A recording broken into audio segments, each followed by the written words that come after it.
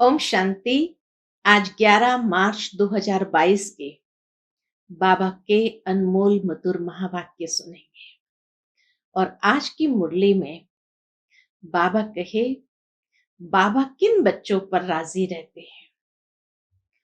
3 बातें विशेष बाबा ने बताई है। पहली बात बाबा ने कहा, जो सच्चे दिल वाले हैं। कहा भी जाता है सच्चे दिल पर साहब राजी। दूसरी बात बाबा ने कही, जो आज्ञाकारी बनकर के श्रीमत पर चलते हैं, बाबा का डायरेक्शन अमल में लाते हैं, पवित्र बनते हैं। तो जो बाबा की श्रीमत पर चलते हैं उस पर भी बाबा राजी रहते हैं। और तीसरा बाबा ने कहा, जो अपनी कर्मेंद्रिय द्वारा किसी को भी दुख नहीं देते, अर्थात जो धारणा मूर्त आत्मा है, भगवान ऐसी धारणा मूर्त आत्मा पर भी राजी रहती है। तो ये 3 विशेषताएं बाबा ने बताई जिससे भगवान को राजी कर सकते हैं। सुनते हैं बाबा के मधुर महावाक्य। ओम शांति। मीठे बच्चे, यह तुम्हारा अंतिम जन्म है, इसलिए विकारों का संन्यास करो। इस अंतिम जन्म में रावण की जंजीरों से अपने को छुड़ाओ। आज की मुरली से प्रश्न है, बाप का सहारा किन बच्चों को मिलता है? बाप किन बच्चों से सदा राजी रहते हैं? बाप किन बच्चों से सदा राजी रहता है? उत्तर है, बाप का सहारा उन्हें मिलता जो सच्चे दिल वाले हैं। कहा जाता, सच्चे दिल पर साहब राजी। जो बाप के हर डायरेक्शन को अमल में लाते हैं, बाबा उनसे राजी रहता है। तो एक तो सच्ची दिल वाले, दूसरा जो हर डायरेक्शन को अमल में लाते हैं, बाबा उनसे राजी रहता। बाप का डायरेक्शन है, याद में रहे, पवित्र बन, फिर सर्विस करो। इसको रास्ता बताओ, शूद्रों के संग से अपनी संभाल करो। ये बाबा की आज्ञा है। फिर बाबा कहे, कर्मेंद्रिय से कभी बुरा काम नहीं करना है। जो इन सब बातों की धारणा करते हैं, बाप उनसे राजी रहता है। तो सच्चे दिल वाले, जो श्रीमत पर चलते और जो धारणा करते हैं, उनसे बाबा राजी रहता है। आज की मुरली से पहले गीत है, मुझको सहारा देने वाले तेरा शुक्रिया। ओम शांति। बच्चे यहाँ ज्ञान सुन रहे हैं। किसका ज्ञान? क्या शास्त्रों का? नहीं। बच्चे जानते हैं कि शास्त्रों का ज्ञान तो सभी मनुष्य मात्र लेते हैं। हमको यहाँ परमपिता परमात्मा ज्ञान देते हैं।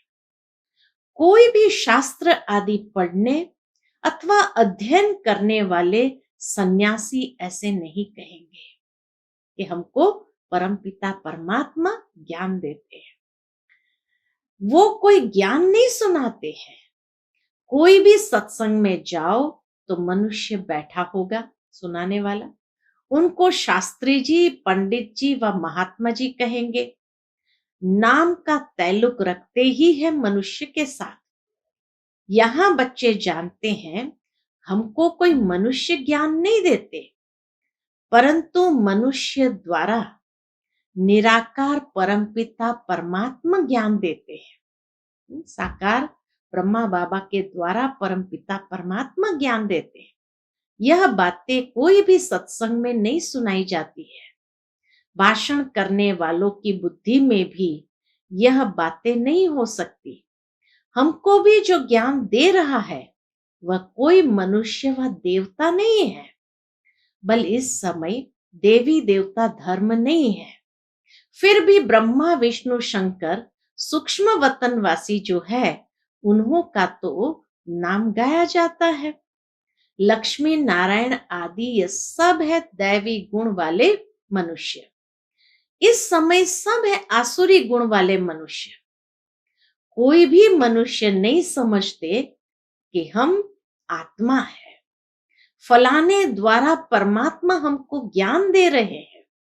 वह तो समझते हैं फलाना महात्मा, फलाना शास्त्री हमको कथा सुना रहे हैं, वेद शास्त्र आदि सुना रहे हैं, गीता सुना रहे हैं।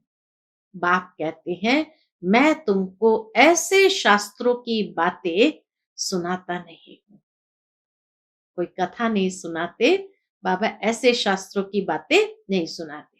तुम तो अपने को आत्मनिश्चय करते हो और फिर कहते हो पतित पावन आओ। सर्व का दुख हरता सुख करता, वह है सर्व का शांति दाता, सर्व का मुक्ति जीवन मुक्ति दाता। वह तो कोई मनुष्य नहीं हो सकता। मुक्ति जीवन मुक्ति दाता, दुख हरता सुख करता, शांति दाता परमात्मा के सिवाय कोई भी मनुष्य नहीं हो सकता। मनुष्य सवेरे सवेरे उठकर कितनी भक्ति करते हैं, कोई भजन गाते हैं, कथा करते हैं, इसको कहा जाता है भक्ति मार्ग। भक्ति मार्ग वालों को यह मालूम नहीं कि भक्ति मार्ग क्या होता है। यहाँ सब जगह भक्ति ही भक्ति है। ज्ञान है दिन, भक्ति है रात। जब ज्ञान है तो भक्ति नहीं, जब भक्ति है तो ज्ञान नहीं। द्वापर कलयुग है भक्ति, सतयुग त्रेता है ज्ञान का फल। सतयुग त्रेता में ज्ञान नहीं है लेकिन ज्ञान का फल, वह ज्ञान का सागर ही फल देते हैं। भगवान क्या फल देगा? फल माना वर्षा, भगवान वर्षा देगा मुक्ति का, साथ में जीवन मुक्ति में ले जाएगा। इस समय मनुष्य इतने हो गए हैं जो रहने की जगह नहीं है, अनाज नहीं है, इसलिए भगवान को आना पड़ता है। रावण सबको पतित बनाते हैं, फिर पतित पावन आकर पावन बनाते हैं। पावन बनाने वाला और पतित बनाने वाला दोनों ही अलग अलग है, एक तो नहीं हो सकते। अब तुम जान गए हो कि पावन दुनिया को पतित बनाने वाला कौन है और पतित दुनिया को पावन बनाने वाला कौन है। कहते हैं पतित पावन आओ, एक को ही बुलाते हैं, सर्व का पालन करता एक है। सतयुग में कोई विकारी हो नहीं सकता। पतित अर्थात जो विकार में जाते हैं, सन्यासी विकार में नहीं जाते हैं, इसलिए उनको पतित नहीं कहेंगे। कहा जाता है पवित्र आत्मा। 5 विकारों का सन्यास किया हुआ है। नंबर 1 विकार है काम। क्रोध तो सन्यासियों में भी बहुत है। स्त्री को छोड़ते हैं, समझते हैं उनके संग में मनुष्य निर्विकारी रह नहीं सकते। शादी का मतलब ही यह है। सतयुग में यह कायदा नहीं। बाप समझाते हैं बच्चे वहां पतित कोई होता ही नहीं। देवताओं की महिमा है सर्वगुण संपन्न संपूर्ण निर्विकारी। रावण राज्य शुरू होता ही है द्वापर से। बाप खुद कहते हैं काम को जीतो, तुम मुझे याद करो और पवित्र दुनिया को याद करो तो तुम पतित नहीं बनेंगे। बाबा को याद करो और पावन दुनिया को याद करो तो बाबा कहे तो तुम पतित नहीं बनेंगे। मैं पावन दुनिया स्थापन करने आया हूं। और दूसरी बात, एक बाप के बच्चे ब्राह्मण ब्राह्मणियां तुम आपस में भाई बहन ठहरे। यह बात जब तक अच्छी तरह किसकी बुद्धि में नहीं बैठेगी तब तक विकारों से छूट नहीं सकते। जब तक ब्रह्मा की संतान न बने तब तक पावन बनना बड़ा मुश्किल है, मदद नहीं मिलेगी। अच्छा, ब्रह्मा की बात छोड़ो, तुम कहते हो हम भगवान के बच्चे हैं, साकार में कहते हो, इस हिसाब से भाई बहन हो गए, भगवान के बच्चे भी। फिर विकार में जा न सके, यह तो सब कहेंगे हम ईश्वर की संतान है और बाप कहते हैं, बच्चे मैं आ गया हूं। अब जो मेरे आकर बनते हैं वह आपस में भाई बहन हो गए। ब्रह्मा द्वारा भाई बहन की रचना होती है, तो फिर विकार में जा न सके। बाप कहते हैं, यह तुम्हारा अंतिम जन्म है। एक जन्म के लिए तो इस विकार का त्याग करो। कितना प्यार से बाबा कहते, एक जन्म के लिए तो इस विकार का त्याग करो। सन्यासी लोग छोड़ते हैं जंगल में जाने के लिए, तुम छोड़ते हो पवित्र दुनिया में जाने के लिए। सन्यासी लोग पवित्र बनते हैं जंगल में जाने के लिए, और बाबा कहे तुम पवित्र दुनिया में जाने के लिए। सन्यासियों को कोई टेम्पटेशन नहीं है। गृहस्थी लोग उनको बहुत मान देते हैं, परंतु वह कोई मंदिरों में पूजने लायक नहीं बनते हैं। मंदिर में पूजनीय लायक है देवताएं, क्योंकि उन्हों की आत्मा और शरीर दोनों पवित्र होते हैं। यहां हमको पवित्र शरीर मिल न सके। यह तो तमो प्रधान पतित शरीर है, 5 तत्व भी पतित है। वहां आत्मा भी पवित्र रहती है तो 5 तत्व भी सतो प्रधान पवित्र रहते हैं। अभी आत्मा भी तमो प्रधान तो तत्व भी तमो प्रधान है। इसीलिए तत्व भी तमो प्रधान है, इसलिए बाबा कहे बाढ़ तूफान आदि कितने होते रहते हैं। किसको दुख देना ये तमो गुण है। सतयुग में तत्व भी किसको दुख नहीं देते, वहां तत्व भी पावन। इस समय मनुष्य की बुद्धि भी तमो प्रधान है। सतो रजो तमो में भी जरूर आना है, नहीं तो पुरानी दुनिया कैसे हो जो फिर नई बनाने वाला आए। अब बाप कहते बच्चे पावन बनो। यह अंतिम जन्म रावण की जंजीरों से अपने को छुड़ाओ। आसुरी मत पर आधा कल्प तुम पतित रहे हो, ये बहुत बुरी आदत है। सबसे बड़ा दुश्मन है काम। छोटेपन में भी विकार में चले जाते हैं, क्योंकि संग ऐसे मिलता है। समय ही ऐसा है, पतित जरूर बनना है। संन्यास धर्म का भी पाठ है। सृष्टि को जल मरने से कुछ बचाते हैं। संन्यास धर्म वाले सृष्टि को जल मरने से कुछ तो बचाते हैं। अब ड्रामा को भी तुम बच्चे ही जानते हो।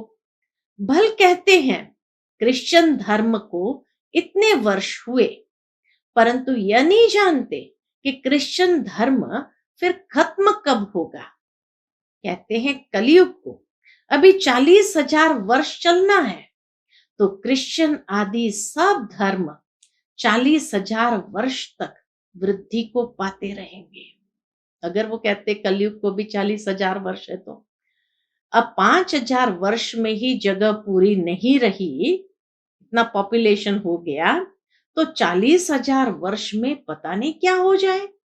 शास्त्रों में तो बहुत गपोड़े लगा दिए हैं, इसलिए कोई विरला ही इन बातों को समझ कदम कदम श्रीमत पर चलते हैं। श्रीमत पर चलना कितना डिफिकल्ट है, दुनिया के लोगों के लिए तो डिफिकल्ट है। लक्ष्मी नारायण जिन्हों को सारी दुनिया पूछती है, वह अब तुम बन रहे हो, यह तुम ही जानते हो, सो भी नंबरवार। अब बाप कहते हैं मुझे याद करो और घर को याद करो। घर तो जल्दी याद आता है ना। मनुष्य 8-10 वर्ष की मुसाफरी कर घर लौटते हैं तो खुशी होती है कि अब हम अपने बर्थ प्लेस में जा रहे हैं। अब वह मुसाफरी होती है थोड़े समय की, इसलिए घर को भूलते नहीं है। यहां तो 5,000 वर्ष हो गए हैं, इसलिए घर को तो बिल्कुल ही भूल गए हैं। अब बाप ने आकर बतलाया है कि बच्चे ये पुरानी दुनिया है, इनको तो आग लगनी है, कोई भी बचेगा नहीं, सबको मरना है। इसलिए इस सड़ी हुई दुनिया और सड़े हुए शरीर से प्यार मत रखो। शरीर बदलते बदलते 5,000 वर्ष हुए हैं, 84 बार शरीर चेंज करते आए हो। अब बाप कहते हैं तुम्हारे 84 जन्म पूरे हुए तब तो मैं आया हूं, तुम्हारा पाठ पूरा हुआ तो सबका पूरा हुआ। जो पहले पहले आए उनका पाठ पूरा हुआ तो सबका पूरा हुआ। इस नॉलेज को धारण करना है। सारी नॉलेज बुद्धि में है। बाप द्वारा नॉलेजफुल बनने से फिर सारे विश्व के मालिक बन जाते हो और विश्व भी नई बन जाती है। भक्ति मार्ग में जो भी कर्म कांड की वस्तुएं हैं सबको खत्म करना है। फिर कोई एक भी हे प्रभु कहने वाला नहीं रहेगा। हाय राम, हे प्रभु ये अक्षर दुख में ही निकलता है, सतयुग में नहीं निकलेंगे क्योंकि वहां दुख की बात नहीं। तो ऐसा बाप जिसको याद किया जाता है उनकी मत पर क्यों नहीं चलना चाहिए? ईश्वरीय मत से सदा सुखी बन जाएंगे। ये समझते भी श्रीमत पर न चले तो उनको महामूर्ख कहा जाता है। बाबा कहे इतना भगवान सुखी बना देते हैं, ईश्वरीय मत से सदा सुखी बन जाएंगे, यह समझते भी अगर श्रीमत पर न चले तो उनको महामूर्ख कहा जाता है। ईश्वरीय मत और आसुरी मत दोनों में रात दिन का फर्क हो जाता है। अब जज करना है कि हम किस तरफ जाए। बाबा कहे अब जज करना है कि हम किस तरफ जाए। माया के तरफ तो दुख ही दुख है, ईश्वर के तरफ, माया के तरफ तो दुख ही दुख है, ईश्वर के तरफ 21 जन्म का सुख है। अब किसकी मत पर चले? बाप कहते हैं श्रीमत पर चलने चाहो तो चलो। पहली बात है कि काम पर जीत पहनो। उनसे भी पहली बात है कि मुझे याद करो। ये पुराना शरीर तो छोड़ना ही है, अब वापस जाना है। इस समय हमको ख्याल है कि हम 84 जन्मों की पुरानी खाल छोड़ता हूं। वहां सतयुग में समझते हैं ये बूढ़ा शरीर छोड़ फिर बचपन में आएंगे। वहां इतना आत्मा का ज्ञान है, ये बूढ़ा शरीर छोड़ फिर बचपन में आएंगे। इस पुरानी दुनिया का महाविनाश होना है। यह बातें कोई शास्त्र में नहीं है, यह बाप बैठ सन्मुख समझाते हैं। यह सब बातें ध्यान में रहे तो अहो सौभाग्य कितना सहज है। बाबा कहे अहो सौभाग्य कितना सहज है। फिर भी पता नहीं स्वीट होम, स्वीट राजधानी को क्यों भूल जाते हैं। वंडर लगता बाबा को, याद क्यों नहीं करते। संग दोष में आकर गंदे बनते हैं।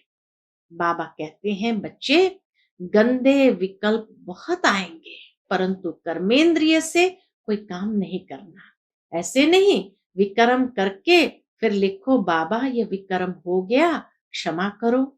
विकर्म कर दिया तो उसका फिर 100 गुना दंड पड़ जाएगा।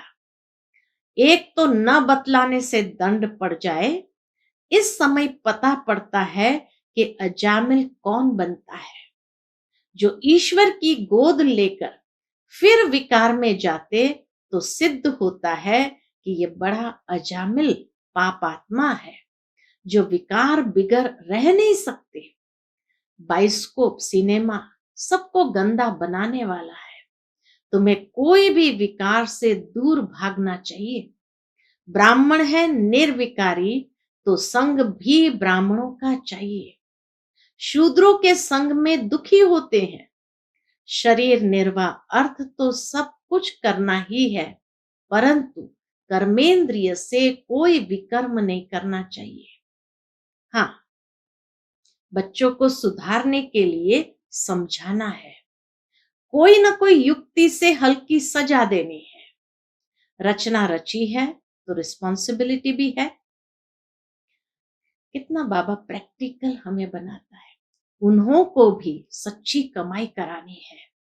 छोटे छोटे बच्चों को भी थोड़ा बहुत सिखलाना अच्छा है। शिव बाबा को याद करने से मदद मिलेगी। सच्चे दिल पर साहब राजी होता है। सच्ची दिल वाले बच्चों को ही बाप का सहारा मिलता है। अब सारी दुनिया में कोई किसका सहारा नहीं। सहारा होता है सुख में ले जाने का। सहारा होता है सुख में ले जाने का। एक परमात्मा को ही याद करते हैं, वही आकर सबको शांति देते हैं। सतयुग में सब सुखी है, बाकी सब आत्माएं शांति देश में रहती है। भारत स्वर्ग था, सब विश्व के मालिक थे। जब स्वर्ग में थे तो सब विश्व के मालिक थे। अशांति मारा मारी कुछ नहीं था। जरूर वह नई दुनिया बाबा ने ही रची होगी। बाबा से वर्षा मिला होगा। कैसे? वह भी कोई समझते नहीं। उसको राम राज्य कहा जाता था, अब नहीं है। था तो सही ना, वही भारत। बाबा कहे वही भारत जो पूज्य था वो पुजारी बना है, फिर पूज्य जरूर बनेगा। अभी तुम पुरुषार्थ कर रहे हो। शिव भगवान उवाच, श्री कृष्ण की आत्मा अंतिम जन्म में सुन रही है, फिर कृष्ण बनने वाली है। सवेरे उठकर बाबा को याद करना है, वह टाइम बहुत अच्छा है। वाइब्रेशन भी शुद्ध रहता है। जैसे आत्मा रात को थक जाती है तो कहती है मैं डिटैच हो जाती हूँ। तुम्हारा भी यहाँ होते हुए बुद्धि योग वहां लगा रहे। अमृत वेले उठकर याद करने से दिन में भी याद आएगी। यह कमाई है। जितना याद करेंगे उतना विकर्मा जीत बनेंगे। धारणा होगी, जो पवित्र बनते हैं, याद में रहते हैं, वही सर्विस कर सकेंगे। डायरेक्शन पर चलते हैं तो बाबा राजी होते हैं।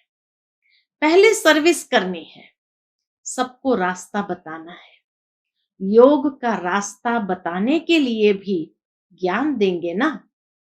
योग में रहने से विकर्म विनाश होंगे। साथ में चक्र को भी फिराना है। रूप बसंत बनना है, फिर पॉइंट्स भी आती रहेगी। अच्छा, मीठे मीठे सिकिलदे बच्चों प्रति माता पिता बाप दादा का याद प्यार और गुड मॉर्निंग। रूहानी बाप की रूहानी बच्चों को नमस्ते। हम सब रूहानी बच्चों की रूहानी माता पिता बाप दादा को याद प्यार, गुड मॉर्निंग और नमस्ते। नमस्ते। शुक्रिया बाबा, शुक्रिया। आज की मुरली से धारणा के लिए मुख्य सार है। पहली पॉइंट, इस सड़ी हुई दुनिया और सड़े हुए शरीर से ममत्व निकाल एक बाप को और घर को याद करना है। शूद्रों के संग से अपनी संभाल करनी है। दूसरी पॉइंट, विकर्माजीत बनने के लिए अमृत वेले उठ याद में बैठना है। इस शरीर से डिटैच होने का अभ्यास करना है। आज का बाप दादा का मधुर वरदान हम बच्चों के प्रति है। पुराने संसार और संस्कारों की आकर्षण से जीते जी मरने वाले यथार्थ मरजीवा भव। पुराने संसार और संस्कारों की आकर्षण से जीते जी मरने वाले यथार्थ मरजीवा भव। यथार्थ जीते जी मरना अर्थात सदा के लिए पुराने संसार व पुराने संस्कारों से संकल्प और स्वप्न में भी मरना। मरना माना परिवर्तन होना। उन्हें कोई भी आकर्षण अपनी ओर आकर्षित नहीं कर सकती। वह कभी नहीं कह सकते कि क्या करें, चाहते नहीं थे लेकिन हो गया। कई बच्चे जीते जी मरकर फिर जिंदा हो जाते हैं। रावण का एक सिर खत्म करते तो दूसरा आ जाता, लेकिन फाउंडेशन को ही खत्म कर दो तो रूप बदल करके माया वार नहीं करेगी। आज का स्लोगन है, सबसे लकी वो है जो याद और सेवा में सदा बिजी रहते हैं। सबसे लकी वो है जो याद और सेवा में सदा बिजी रहते हैं। अच्छा, ओम शांति।